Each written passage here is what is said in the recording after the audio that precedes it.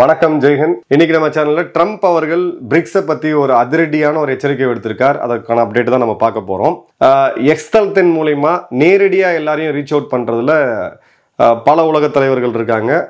பிரதமர் மோடி அவர்கள் இருக்காரு, நம்ம ட்ரம்ப் பார்க்குறோம், எலான் மஸ்க் தனிநபர், எல்லாமே ஒரு குயிக்கா ஒரு மக்களை ரீச் பண்ணக்கூடிய இதை நம்ம பார்க்குறோம். ஸோ இதில் அவருடைய சில கூற்று என்ன அப்படின்னு பார்த்தீங்கன்னா, இந்த பிரிக்ஸ் நாடுகள்லாம் சேர்ந்து ஒரு புது ஐடியாவை கொண்டு வந்திருக்காங்க, டாலரை விட்டு விலகி போகணும்னு சொல்லி. அதை நம்ம இத்தனை நாள் உட்காந்து ஓரமாக நின்று வேடிக்கை பார்த்துட்டு இருந்தோம். இனிமேல் நம்ம வேடிக்கை பார்க்க மாட்டோம், அந்த காலம் முடிந்து போச்சு. ரெண்டாவது, இந்த பிரிக்ஸ் நாடுகள் எல்லாருக்கிட்டையுமே நாம ஒரு உத்தரவாதம் கேட்க போறோம், டாலருக்கு மாற்றா வேற ஒரு கரன்சியை நீங்க கொண்டு வரக்கூடாது அப்படின்ட்டு. அதே மாதிரி வேற ஒரு கரன்சியை நீங்க கொண்டு வந்தாலும் அதை நீங்க பேக்கப் பண்ணக்கூடாது அப்படின்ட்டு தான் நாங்கள் கேட்போம்.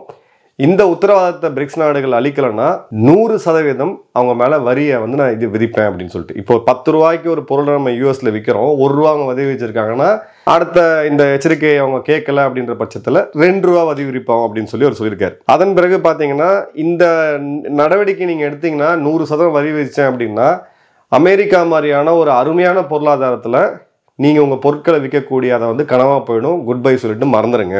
நீங்க போய் வேற ஒரு நாட்டை போயிட்டு ஒரு மோசமான ஒரு வார்த்தையை யூஸ் பண்ணியிருந்தாரு, வேண்டாம், வேற ஒரு நாட்டுக்கிட்ட போயிட்டு நீங்கள் என்ன வேணால் பண்ணிக்கங்க, அமெரிக்காட்ட இனிமேல் இந்த பப்பு வேகாது அப்படின்ட்டு. அதே மாதிரி பிரிக்ஸ் கரன்சி அப்படின்றது அமெரிக்காவுடைய மைட்டி டாலர், இதை என்றைக்குமே ரீப்ளேஸ் பண்ணுறதுக்கான ஒரு மாற்றா வர்றதுக்கான வாய்ப்புகள் கிடையாது. உலகம் இருக்கிற வரைக்கும் உலகத்தோட வர்த்தகம் அமெரிக்கா டாலர் மூலியமாக தான் நடக்கும் அப்படின்னு சொல்லி விடிய காலில் 8:20 ஒரு பதிவு ஒன்று போட்டிருக்காரு. இப்போ அவரோட பதிவு எப்பயுமே அதிரடியாக தான் இருக்கும். பிரிக்ஸ் நேஷன்ஸ்க்கு அவர் ஏற்கனவே வார்னிங் கொடுத்துருந்தார், இதெல்லாம் நம்ம பார்த்தோம். இதில் 3 முக்கியமான நாடுகள் நம்ம எடுத்து பார்த்தோம்னா, ஒன்று ரஷ்யா, இன்னொன்று இந்தியா, இன்னொன்று சைனா. ரஷ்யாவுக்கும் அவங்களுக்கும் நேரடியான பகை இருக்கு, சைனாவுக்கும் அவங்களுக்கும் ஒரு பனிப்போர், ஒரு கோல்டு வார் ஒன்று போயிட்டு இருக்கு. இப்போ அமெரிக்காவுக்கு ஓரளவுக்கு நட்பா இருக்கக்கூடிய நாடு அப்படின்னு பார்த்தீங்கன்னா இந்த 3 நாடுகள்ல இந்தியா மட்டும்தான். பட் பிரிக்ஸோடைய பொருளாதாரம் நீங்க கலெக்டிவா பார்த்தீங்கன்னா கிட்டத்தட்ட 37%, உலகத்தோடைய மொத்த பொருளாதாரத்தில் 37% அப்படின்றது பிரிக்ஸ் நாடுகள்கிட்ட இருக்கு. இந்த பிரிக்ஸ் நாடுகள் அந்த கோர் அப்படின்றது BRICS சொல்லக்கூடிய இந்த நாடுகள். அதன் பிறகு டியர் 1 அடுத்த கட்டத்தில் பார்த்தீங்கன்னா கிட்டத்தட்ட 27 நாடுகள் இன்னைக்கு கியூ கட்டி நிற்கிறாங்க. அப்புறம் மெம்பர்ஷிப் வேணும் அடுத்த கட்டத்தில், இன்னும் பாகிஸ்தான், பங்களாதேஷ் போன்ற நாடுகள்லாம் கூட எப்படியே எங்களை சேர்த்துக்குங்க அப்படின்ட்டு நிற்கிறாங்க. ஸோ இது ஒரு வலிமையான ஒரு பவர். பிரிக்ஸோட ஐடியாவே அமெரிக்க நிறுவனத்திலிருந்து தான் வந்துச்சு. இது நம்ம புதுசாக உருவாக்குனது கிடையாது. பிரிக்ஸோட ஐடியான்றது அமெரிக்க நிறுவனத்தால் அதை பரிந்துரைக்கப்பட்டு ஜப்பானிய பிரதமர், அன்னைக்கு இருந்த சிங்கப்பூருடைய பிரதமர், இவங்கெல்லாம் சேர்ந்து தான் இந்த பிரிக்ஸை கொண்டு வந்தாங்க. இப்போ இந்த எச்சரிக்கையின் போது இது உண்மையாக செயல்படுத்த முடியுமா அப்படின்னு பார்த்தீங்கன்னா, இங்கே தான் ட்ரம்ப் அவர்களுக்கு பிரச்சனை இருக்கு. 35% அப்படின்றது இந்த பிரிக்ஸ் நாடுகளுடைய பொருளாதார வலிமை. G7 சொல்லக்கூடிய இந்த சோகால்டு மேலை நாடுகள், வளர்ந்த நாடுகளுடைய பொருளாதாரம் பார்த்தீங்கன்னா 30% தான், அமெரிக்காவுடைய உட்பட. இப்போ இந்த பக்கம் அமெரிக்கா G7 அப்படின்னு எடுத்தீங்கன்னா அமெரிக்கா தான் அதில் மிகப்பெரிய பொருளாதாரத்தை கொண்ட நாடு. இந்த பக்கம் நீங்கள் பிரிக்ஸ் எடுத்தீங்க அப்படின்னா சைனா தான் அது மிகப்பெரிய ஒரு பொருளாதாரத்தை கொண்ட நாடு.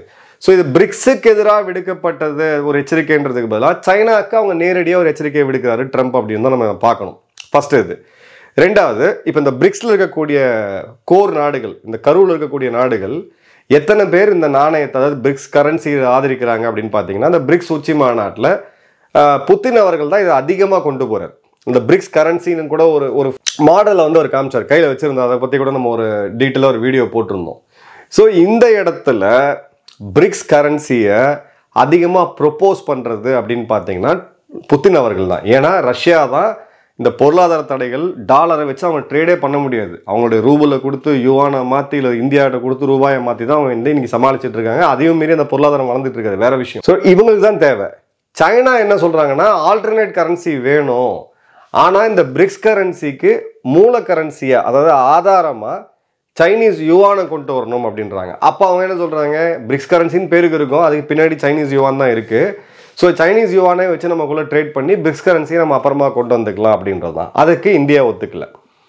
இந்தியா என்ன சொல்றாங்க அப்படின்னா, பிரிக்ஸ் கரன்சி அப்படின்றதுக்கு முழு ஆதரவை இந்தியா தெரிவிக்கல, அதற்கான தேவை இப்போதைக்கு இல்லை அப்படின்றது தான் இந்தியாவோட இது. ஆனால் இந்தியா வைக்கக்கூடிய ஒரு இது என்னன்னா, யாரு எந்த கரன்சியில் வேணாலும் வர்த்தகம் செய்யறதுக்கான முழு சுதந்திரம் வேணும், டாலர்ல மட்டும்தான் நீங்க செய்யணும் அப்படின்ற கட்டாயம் இருக்கக்கூடாது அப்படின்ட்டு. உதாரணத்துக்கு இந்தியா இலங்கை நாம வர்த்தகம் செய்யும் போது நாம போய் அமெரிக்கா டாலரை மார்க்கெட்ல இருந்து வாங்கி இங்கிருந்து ஒரு வியாபாரி அங்க ஏற்றுமதி செய்து அங்க இருக்கக்கூடிய இறக்குமதியாளர் திரும்பவும் அதை டாலரா மாத்தி நடுவில் $2 அமெரிக்கா, $2 3 ஒரு டாலருக்கு அமெரிக்கா கொடுத்துட்டு ஏன் வர்த்தகம் பண்ணோம்? நாம ரூபாயில கொடுத்துட்டு ஸ்ரீலங்கால இருந்து வாங்கலாம். ஏன்னா அவ்வளோ ஏற்றுமதி இறக்குமதி போயிட்டு இருக்கு. இந்தியா, பங்களாதேஷ், இந்தியா, UAE இந்த நாடுகள் கிட்ட பொருட்களை கொடுத்து நம்ம கச்சா எண்ணெய் வாங்கலாம். ஸோ இந்த ஒரு இதுதான் இந்தியா அட்வொகேட் பண்றாங்க. ஸோ பிரிக்ஸ்ன்னு சொல்லி இந்த நாடுகள் ஒன்று சேர்ந்து ஒரு கரன்சியை உருவாக்கிறோம்னு சொல்லி பிரகடனப்படுத்தலை. அது ரஷ்யா தான் ப்ரப்போஸ் பண்ணி புஷ் பண்றாங்க. இந்தியா வந்து டிஜிட்டல் பேமெண்ட்ஸை புஷ் பண்ணிட்டு இருக்கோம். நம்மளோட யூபிஐ இன்னைக்கு கிட்டத்தட்ட ஒரு 12 நாடுகளில் செயல்பட்டு இருக்கு. நீங்க வந்து UAE பே கூட நீங்க ஜிபே யூஸ் பண்ணி பண்ணலாம். அதே மாதிரி வெளிநாட்டிலேருந்து இங்கே வரவங்க இங்கே நீங்கள் அவங்க இந்திய ரூபாயை கரன்சியாக மாற்றாமல், ஃபிசிக்கல் கரன்சியாக மாற்றாமல் அவங்களும் ஜிபேவை யூஸ் பண்ணிட்டு போகும்போது மிச்சம் இருக்க பணத்தை அவங்க நாட்டு பணமாக மாற்றி எடுத்துகிட்டு போகலாம். ஸோ இதை தான் இந்தியா அட்வொகேட் பண்ணிட்டு இருக்காங்க. எந்தெந்த நாடு எந்த கரன்சியில் வேணாலும் ட்ரேட் பண்ணக்கூடிய சுதந்திரம் வேணும் அப்படின்னு சொல்லி. இப்போது இந்த இடத்துல நாம நம்மளோட இதை வந்து பார்க்குறோம், ஒரு மல்டி இதுவாக நம்ம பார்க்குறோம். சைனா அவங்க சைடு பார்க்குறாங்க. ஸோ பிரிக்ஸ் நாடுகளுக்குள்ளேயே இன்னும் ஒரு ஒருமித்த இது வரலை. ஆனால் அதற்கான இதை எதிர்க்கலை யாருமே. இப்போ சைனா புதின் சொன்னாருன்னு சொல்லி இந்தியா அப்பெல்லாம் பண்ணக்கூடாதுன்னு எதிர்க்கலை. எல்லாருக்குமே அப்ஜெக்டிவ் ஒன்றா இருக்குது. ஆனால் அதை செயல்படுத்தக்கூடிய விதம் அப்படின்றது வேற மாதிரி இருக்குது. ஏன்னா இந்தியா நேரடியாக அமெரிக்காவை இதில் முறைக்க முடியாது. அமெரிக்காவை இந்த இடத்துல பகைச்சிக்க முடியாது. நமக்கு சில ஜியோ பொலிட்டிக்கல் கம்பல்ஷன்ஸ் இருக்குது. ஸோ அந்த இதில் தான் நம்ம பார்க்குறோம். பட் நாளைக்கு ஒரு வேளை இந்த கரன்சி வருது, ட்ரம்ப்பால் வரி விதிக்க முடியுமா அப்படின்னா அவங்க வரி விதிப்பாங்க. ஓகே, இப்போ நீங்கள் இங்கே தான் பிரச்சனை வருது அமெரிக்காவுக்கு. என்னென்னா இப்போது சைனாவுக்கு நீங்கள் வந்து இந்த வரி விதிச்சிட்டீங்க. அப்போ நீங்கள் எங்கேருந்து வாங்கலாம்? தாய்வான்கிட்டருந்து வாங்கலாம், வியட்நாம்கிட்டருந்து வாங்கலாம், மெயினாக இந்தியாக்கிட்டேருந்து வாங்கலாம். இப்போ இந்த இடத்துல சைனாவையும் நீங்கள் இறக்குமதி வரி விதிச்சு இந்தியாவையும் இறக்குமதி வரி விதிச்சிங்க அப்படின்னா அந்த இடத்துல நீங்கள் யார்கிட்டருந்து வாங்குவீங்கன்னு இருக்கு. ஏன்னா அந்த நாட்டோடைய அந்த பொருளாதார தேவை, வர்த்தக தேவைன்றது உலகத்திலே இருக்கிறதுலே அதிகம். ஸோ அப்போ நீங்கள் எங்கேருந்து வாங்குவீங்கன்னு இருக்கு. சொந்த நாட்டில் உற்பத்தி செய்ய முடியுமானா இந்தியாவில் ஒரு உதாரணத்துக்கு சொல்கிறோம், 1 மணி நேரத்துக்கு $1, ஒரு $90 ஒரு மணி நேரத்துக்கு அப்படின்றது ஒரு கூலியாக நம்ம எடுத்துக்கலாம். அமெரிக்காவில் $10. இப்போ நீங்கள் பெல்ஜியம் போன்ற நாடுகளில் போனீங்கன்னா $35, நார்வே போனீங்கன்னா இன்னும் அதிகம். ஸோ ஐரோப்பா உங்கள் கூட்டாளி நாடுகளும் உங்களோட தேவையை பூர்த்தி செய்ய முடியாது, உங்களாலையும் உங்க தேவையை சொந்தமா பூர்த்தி செய்ய முடியாது. அப்ப நீங்க எங்க இருந்து வாங்குவீங்கன்னு இருக்கு. அப்ப வேற வழி இல்லை. அப்ப அந்த போடப்படக்கூடிய 100% வரியும் இங்க இருக்கக்கூடிய இந்த நிறுவனமோ இல்ல சீன நிறுவனமோ பாத்தீங்கன்னா அந்த பொருட்களோட விலையை அதிகமா வச்சுதான் அந்த $1 அவங்க வசூல் பண்ணுவாங்க. அப்ப என்ன ஆகும்? உங்க நாட்டுல எல்லா பொருட்களோட விலையும் ஏறும். இப்ப விலையேற்றம் அப்படின்றது அதிகமாகும். ஸோ இதை அமெரிக்கா பொருளாதாரம் இப்ப இருக்கக்கூடிய நிலைமையில எடுத்துக்க முடியுமா அப்படின்னா இப்போதைக்கு அவங்களால முடியாது. ஏன்னா குறிப்பாக அதில் இந்தியா சைனாவுடைய எக்ஸ்போர்ட்ஸ் அப்படின்னு பார்த்தீங்கன்னா, அதுவும் குறிப்பாக சைனாவோட எக்ஸ்போர்ட்ஸ்ன்றது US ரொம்ப சார்ந்திருக்காங்க. இப்போ அதை டீகப்ளிங், சப்ளை செயின் டீகப்ளிங்னு சொல்லுவாங்க. அவன் நம்பி இருக்கக்கூடாதுன்னா China+1 பாலிசி. China+1 பாலிசியில் இந்த +1 இருக்கக்கூடிய மிக முக்கியமான நாடு இந்தியா. ஸோ அந்த இடத்துலையும் நீங்கள் பெரிய இடத்துல ஒரு இதை வந்து கொடுக்க முடியாது. பட் இதில் ஒரு என்ன இது பண்ணுறாருன்னா, ஒரு இடத்துல இப்போ ட்ரம்ப் முன்னாடி வச்சிருக்கிறது, டாலருக்கு எதிராக யாராவது வந்தீங்கன்னா பிச்சு உதறிடுவேன் அப்படின்றத அவர் லிட்டரலாக சொல்றாரு. அதற்கு சில ஒரு மோசமான ஒரு வார்த்தையுமே அவர் யூஸ் பண்ணியிருக்கிறாரு. ஆனால் அவருடைய ஸ்டைலு ஒருத்தரை கடுமையாக பயமுறுத்தி ஒருத்தரை வந்து மன ரீதியாக ஒருத்தர்ன்றது ஒரு நாட்டை ஒரு மன ரீதியாக அவங்கள வந்து ஒரு அலட்சியத்துக்கு கொண்டு போய் அதன் பிறகு அவங்க கிட்ட பேரம் பேச வேண்டியது. இந்த பிரிக்ஸ் அனௌன்ஸ்மெண்ட் வரும்போது டாலர் பயங்கர ரேட் ஏறுது, ரூபாய் கிராஷ் ஆகுது, யுவான் கிராஷ் ஆகுது, உலகத்தில் இருக்கக்கூடிய எல்லா கரன்சிகளும் கிராஷ் ஆகுது. இது ஒரு ஷாக்கை கொடுக்குது. பங்கு சந்தையில் இருக்கவங்க நிறைய பேர் இதனால பாதிக்கப்பட்டிருக்காங்க.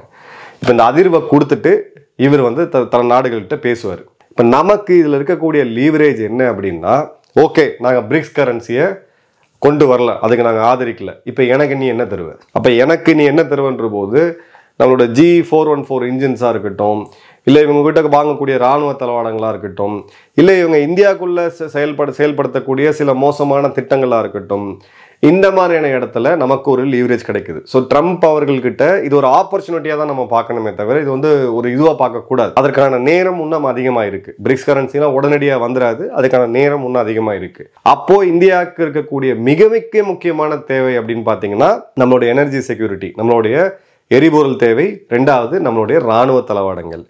இப்போ ஈரான்ட்டு எனக்கு இந்த அளவுக்கான கச்சா எண்ணெய் நாங்கள் வாங்குவோம் அப்படின்றத நம்ம இந்தியா புஷ் பண்ண முடியும். அதை தான் இப்போ ஒரு ஆப்பர்ச்சுனிட்டியாக நம்ம பார்க்குறோம். சைனாவை பொறுத்த வரைக்கும் இது ஒரு வகையாக அவங்கள பாதிக்க தான் போகுது. அவங்கள பாதிக்குது அப்படின்ற போது அவங்க கரன்சி வீழ்ச்சி அடைகிறதுனால அவங்களுக்கு வந்து பெரிய பிரச்சனை கிடையாது. யார் அதிகமாக எக்ஸ்போர்ட் பண்ணுறாங்களோ அவங்களுக்கு ஆக்சுவலாக பார்த்தீங்கன்னா பெரிய லெவலில் பிரச்சனை கிடையாது. அதை அவங்க சமாளிக்கக்கூடிய அளவுக்கு அவங்களுக்கு வந்து ரிசர்வும் இருக்குது.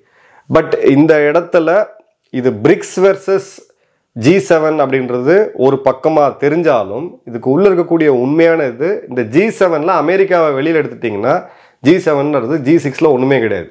அதே மாதிரி இந்த பிரிக்ஸில் சைனாவை நீங்கள் வெளியில் எடுத்துட்டீங்க அப்படின்னா பிரிக்ஸ் வந்து ஒரு பொருளாதார ரீதியாக பார்த்தீங்கன்னா ஒரு சின்ன அலையன்ஸாக தெரியும். இந்தியாவையும் நீங்கள் பிரிக்ஸை விட்டு வெளியில் எடுத்தீங்கன்னா அதோட அர்த்தமே வந்து கிடையாது, அது ரஷ்யன் அலையன்ஸாக மாறிடும். ஸோ இந்த இடத்துல தான் இவர் வந்து அந்த த்ரெட்டை கொடுக்குறாரு. பட் அவங்க உள்ளுக்குள்ளே இருக்கவங்களே என்ன சொல்கிறாங்கன்னா இது வாய்ப்பே கிடையாது, அதை மீறி நீங்கள் பொருளாதார தடையெல்லாம் நீங்கள் கொண்டு இந்த மாதிரி 100% வரிகளாக விதிச்சிங்கன்னா 10 ரூபாய்க்கு விற்ற பொருளில் நேற்று 1 ரூபா வரி கட்டிட்டு இருந்தவங்க நாளைக்கு 11 ரூபா 12 ரூபாய்க்கு அந்த பொருளை கொடுத்துட்டு நீங்களும் அதே 1 ரூபாய் உங்கள்கிட்ட 2 ரூபாயை திரும்ப கொடுப்பாங்க. இதுதான் நடக்க போகுது. இது அமெரிக்க பொருளாதாரத்துக்கு சரியில்லைன்ட்டு. பட் அவரோட தாட், அவரோட இதுன்றது வேற. இன்கம் டேக்ஸே கிடையாது அமெரிக்காவில். 1920-18 அந்த காலகட்டங்களில் வெறும் இறக்குமதி வரியை மட்டும் போட்டாங்க. நீங்கள் ஏதாவது ஒரு பொருளை வாங்குறீங்க, வெளிநாட்டிலேருந்து இறக்குமதி பண்ணுறீங்கன்னா அதற்குண்டான வரியை மட்டும் நீங்கள் கொடுத்தா போதும். உங்களுக்கு வருமான வரி அப்படின்றது தனியாக கிடையாது. அந்த காலகட்டங்களில் தான் அமெரிக்க பொருளாதாரம் உலகத்திலேயே அதிகமாக உயர்ந்துச்சு. அதே மாதிரியான நிகழ்வை கொண்டு வரணும் அப்படின்றாங்க. இதற்கு ஒரு இருக்கக்கூடிய பெரிய பெரிய எக்கனாமிக்ஸ் பொருளாதார நிபுணர்களாலேயே ஒரு ஃபிக்ஸ்ட் ஆன்சர் வந்து கொடுக்க முடியல. ஏன்னா இதோட சைஸ் அப்படின்றது அமெரிக்க பொருளாதாரன்றது அவ்வளோ பெருசு. இது யாருக்கு எவ்வளோ பாதிப்பை கொடுக்கும் அப்படின்றத பல காணொளிகள் இன்டர்நெட் முழுக்க இருக்கு, பெரிய பெரிய பொருளாதார சொல்றாங்க. ஆனாலும் இதுதான் நடக்கும் அப்படின்றத யாராலையும் சொல்ல முடியாது. வரக்கூடிய காலங்களில் இந்த பிரிக்ஸ் வெர்சஸ் ட்ரம்ப் தான் போகுது. பேசிக்கலா சைனாவுடைய இதை மைண்ட் பண்ணி G7 நாடுகள் மிச்ச 6 நாடுகள் அடக்கி தான் வாச்சிட்டு இருக்காங்க. அவங்க பெரிய லெவலில் இது பண்ணல.